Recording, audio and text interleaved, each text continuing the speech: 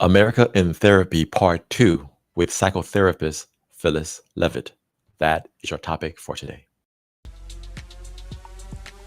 Welcome to the Lawyers and Mediators International Show and Podcast, where we discuss law and conflict resolution topics to educate both professionals and everyday people. Catch regular episodes on YouTube and anywhere you get your podcasts. Just remember, nothing in these episodes constitutes legal advice, so be sure to talk to a lawyer as cases are fact dependent.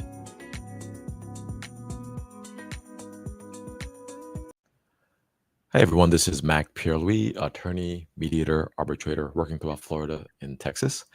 And today on the podcast, I again have my guest from a couple of weeks ago, Phyllis Leavitt. She's a psychotherapist who has written a book called America in Therapy.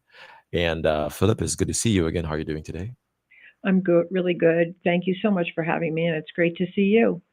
Yes, thank you so much. And of course, I'm going to have your website up on the screen. Folks who are listening to this can check out her website, phyllisleavitt.com. That's PHYLLISLEAVITT.com, phyllisleavitt.com, author and psychotherapist. And so Philip has written a book that we went through last time called America in Therapy. And the subtitle is A New Approach to Hope and Healing for a Nation in Crisis. And it was a good talk last time. So I encourage you to check out this resource from a few weeks back so you can hear the first part of our conversation. But at this point, we want to bring her back to continue our discussion. And coincidentally or incidentally, today happens to be the day after Election Day.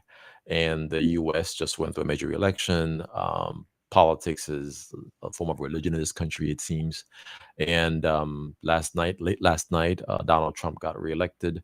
And a lot of questions are going to be asked by the pundits and the media, and folks are going to be talking about this.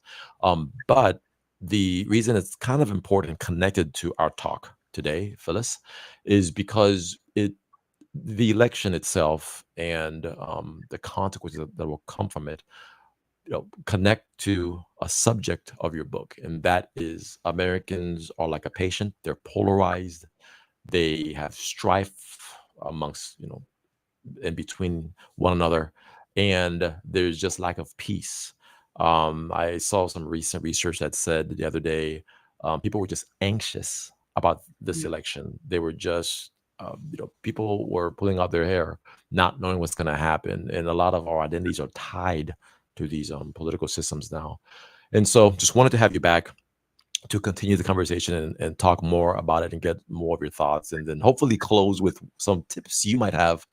for the new president, on how he can be better as well, because we can all be better to make sure that we have a better prosperous country. But Phyllis, the floor is yours. Let me give you a couple minutes to just go through the main thesis of your book again, and then I'd like to come back with some Q&A. Yeah, I think the main thesis of my book, and thank you. Thank you for having me. And it's really a pleasure to be here and continue this conversation that seems to me to be so important, because the main thesis of my book, in a way, is that our collective and individual mental health is really the big missing piece in politics and in our society and culture and the way we formulate how we relate to each other today. And so things have become so political, and I think we've forgotten to look through the lens of what's actually mentally healthy and what's not.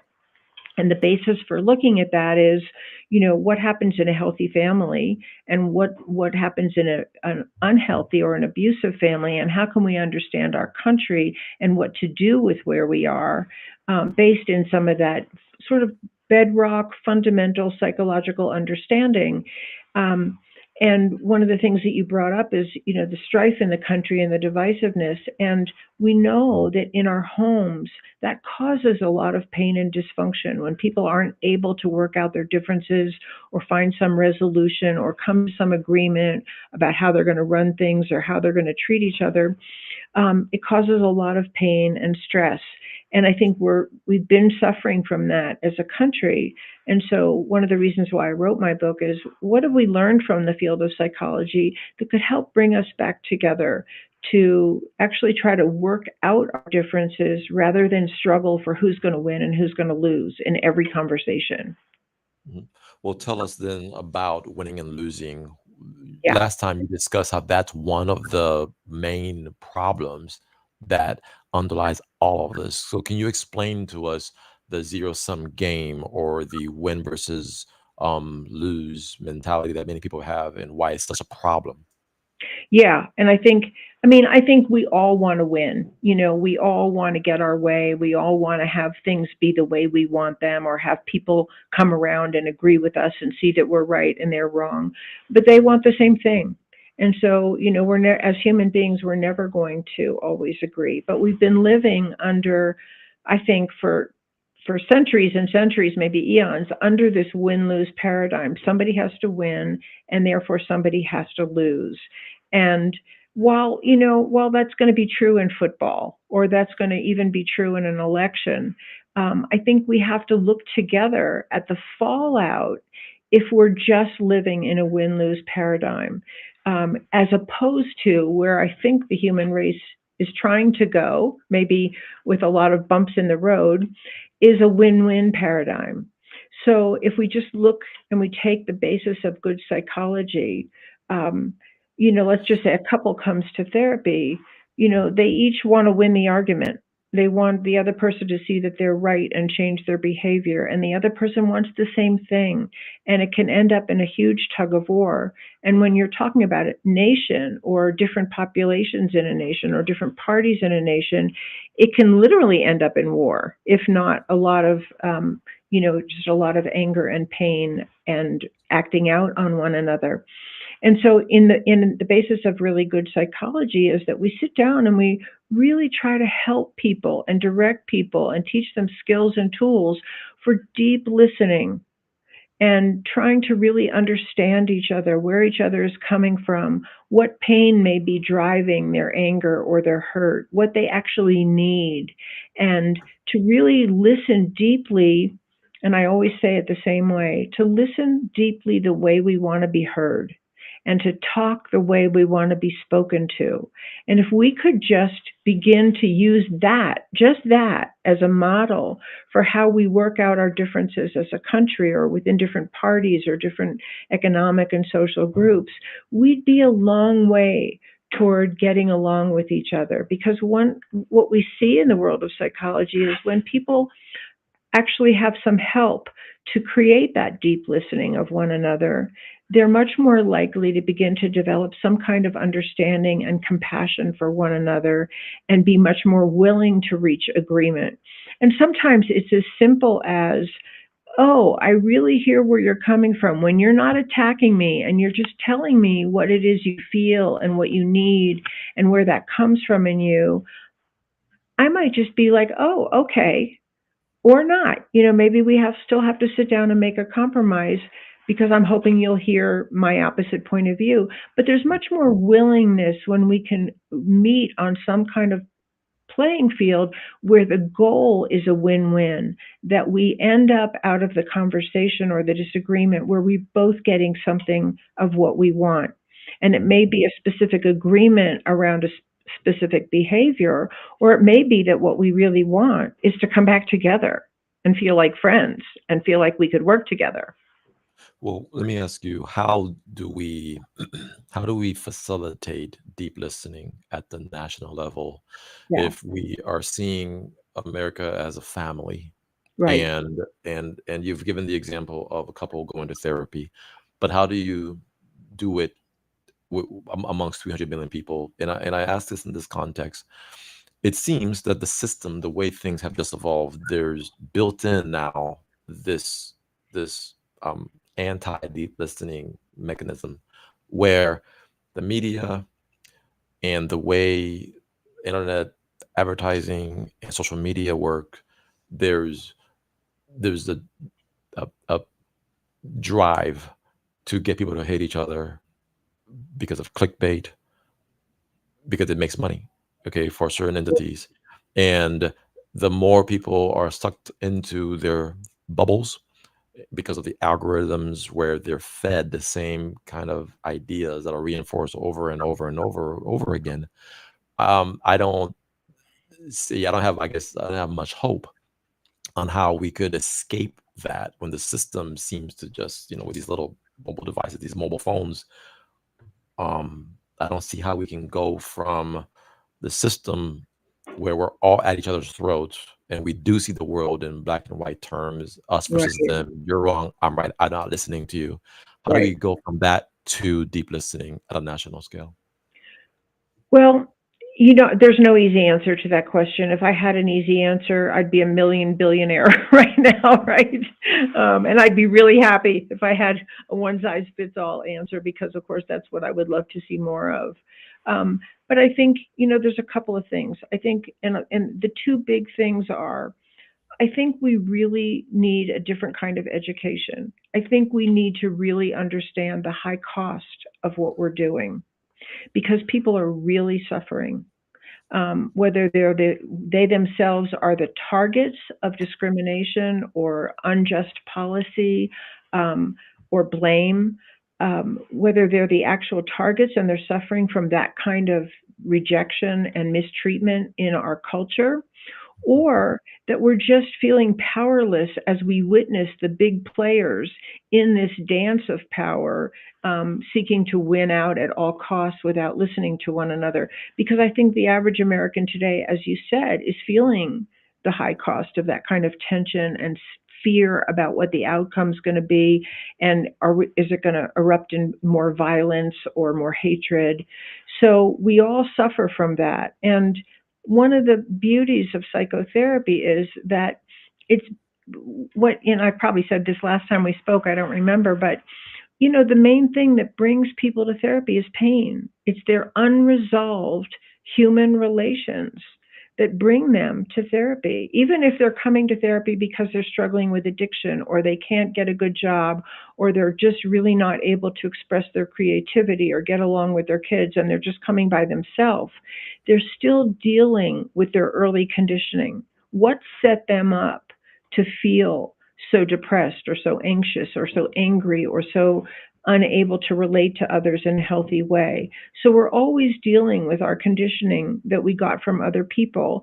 And the conditioning that brings people to therapy is the painful conditioning, the hurtful messages they got, the abuse they might have suffered, the rejection or alienation they might have gone through. And so what my hope is for our country, and it's even greater now that the election has happened, is that we can feel that pain, not the way we usually do, which is like, who do we blame for it? But that we can feel it as a call to, what do we actually need to do to heal? Because our greatest pain comes from our most dysfunctional human relations. And that's what I would like to educate people. Our greatest pain doesn't come from somebody over there. I mean, obviously there might be somebody over there who's hurting us, but our greatest pain comes from dysfunctional human relations. So how do we heal them on a national level the way we would seek to heal them in a family? And, one of the first things that we do, and I spend a lot of time in my book talking about what are the healing principles that we could take out of our office and out of our family, just from our family learning, and bring to our national conversation. And one of them is, what we've been talking about which is, how do we help people sit down and actually realize that it's to their advantage to work things out? Yeah. Because when we really just try to overpower other people, we create people who are symptomatic. When people are denied a voice, or they're hated for the color of their skin or their gender, or for any other reason, or they're mistreated, or they're the subjects of injustice, blatant injustice, they're going to be symptomatic. And then they're going to be symptomatic in the body of America, which is exactly what we see. So many people who are failing to thrive, who commit crimes, who become addicts, who don't take adequate care of their children, and the list who commit mass murders. So we're creating symptoms and symptom bearers, and we have to realize that, Mm. because that's the pain we need to feel. What we're doing is hurting other people, and it's going to come back to bite us, and it already is. So it's a lot. So we could be fueling, I guess, a resentment epidemic, right? Where people who feel mistreated and judged, or who don't feel like they're getting ahead, will grow resentment, and that resentment will then play out in uh, trying to blame somebody else for their pain that they're suffering, which then creates its own resentment. This is a cycle that Exactly. we can't really get out of. And so, what then? Who then are responsible? Would it be the leaders? Is it the leaders of the political system? Would it be best to just say, listen, the leaders need to get themselves in order so that they can be an example for the rest of us? That's what I would be leaning toward, I guess, especially when it comes to partisanship and the political parties, because it seems to me, anytime I turn on the news, the one political party is going to blame the other for all the world's ailments, all Right. the problems in the country, every single issue that we're going through. Right. There's the us versus them mentality. Well, give me power. It's because they. And I think I used the word demonization last time, right? That demonization then becomes a natural, excuse that will start trying to do. Like, I have one example: the topic of immigration, right? That topic just by itself can produce so much passion. I mean, I'm an immigrant myself. I came to the U.S. when I was a kid, and so I have mixed feelings, on the topic. In other words, it's not black and white. We're a nation of immigrants, but at the same time, we got to have rule of law. So it's a lot of it's a few different things all bunched up together. But it can become such a polarizing point to where the attacks and the demonization, the demagoguery begins. It creates just a lot of ugliness that Hmm.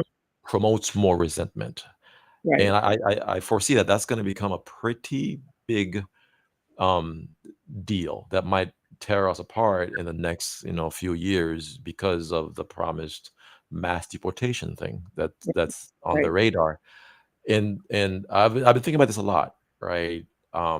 Just because that's going to now be another friction point that we're going to have to deal with as a country. So how about that example? What can we do to learn to communicate with each other and address that difference on that topic, for example?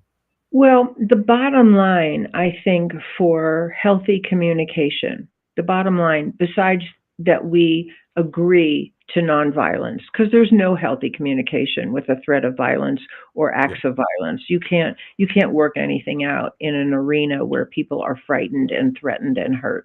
You can't, because all you do is evoke their defenses.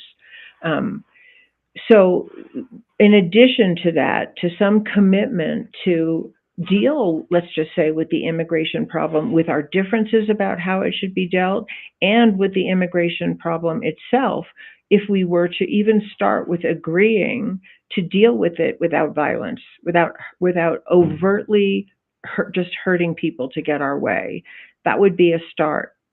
But and I don't have the answer to I immigration. know. It's really complicated. Yeah.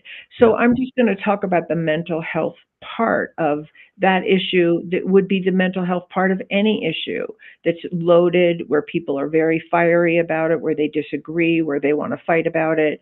Um, so what I'm going to say could apply to any issue. I don't have the answer to immigration, but I think we have the bottom line, besides nonviolence, to any kind of real possibility of conflict resolution, is that I agree to take responsibility for myself, and I stop pointing the finger at other people. That is the bottom line. And in the best psychotherapy, that's what we help people do, not with shame and blame, not by saying like what's your part in this, not like that, but that I actually look at myself and learned how to become responsible for how am I communicating? What did I do that is contributing to the problem that I have with you? Not that I'm going to just take all the responsibility if I feel that you have a part in it, but what could I do differently that would be more in line with healing this?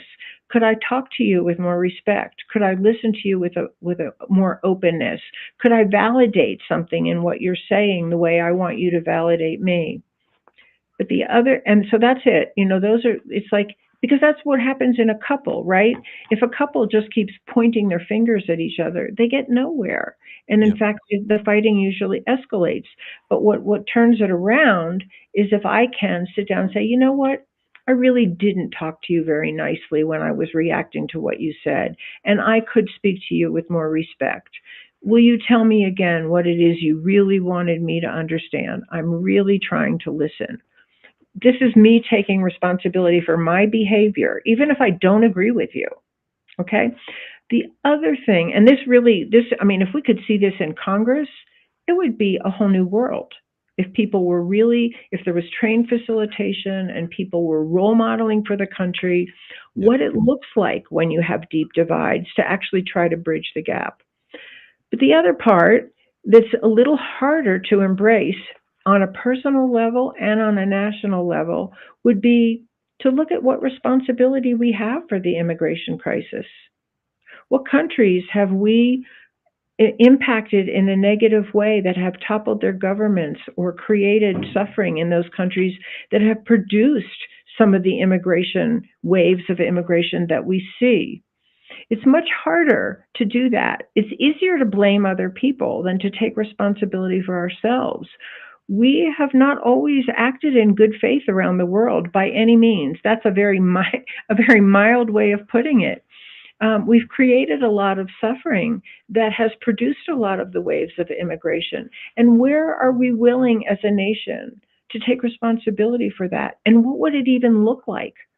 I don't know, but it would start by acknowledging it, just like it would start by me and my relationship saying, that thing I said to you was really hurtful and I'm sorry. What can I do to make it right now? Yeah. Well, all good. So personal responsibility and helping take ownership of our part in it. And I Right. was thinking what you typically hear from both sides on that issue of immigration would be one side is accusing the other of, being xenophobic and not wanting to let people come in. The other side is going to accuse of you just want an invasion. And so when we start off finger pointing by accusing, nefarious motives to the other side, well, of course that's going to then inflame tensions Right. because there's both sides who may have valid points, but the way we go about having the discourse is a complete mess that just blows it up even more. And what So, last words that you said are really the pivotal point. We're going to have disagreement. yeah, It's just in the nature of being human beings. We're always going to have disagreement. It's the way we go about resolving it that makes all the difference. And correct. that's what we can learn. We can learn how to go about resolving our differences in a way that doesn't incite war, that doesn't incite hatred, and that actually has a possibility of some kind of resolution. Correct. Well, awesome. So just a couple minutes left. So as we wrap up, now that we are past November 5th, 2024, election's over, and hopefully we don't have to deal with this kind of an election, again for a very long time. Because I'm telling you, these elections are the campaigning is just way too long. We need to have shorter elections so that we don't have to be each other's throats for so Right. long. Right. But what advice then would you have for our leaders, for the new president-elect, for our Congress, we're all starting over now. It's all kind of a clean, fresh slate.